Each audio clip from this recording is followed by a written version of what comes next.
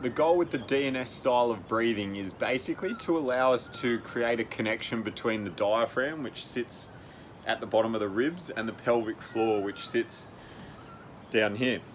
So we position the body in a way where those two are able to create an opposing force, and that position is the laying on your back with the legs in the air.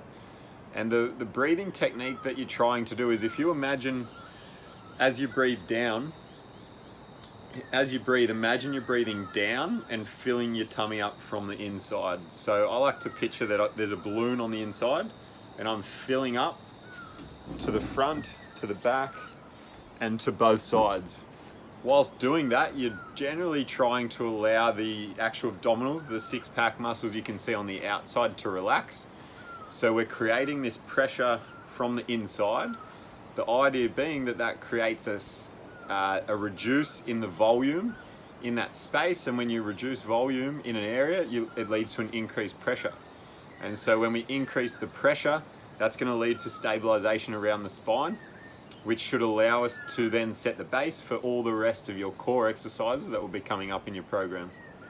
So this is the principle behind the DNS style of breathing. And yeah, the more you practice this technique, the better you're going to get at it.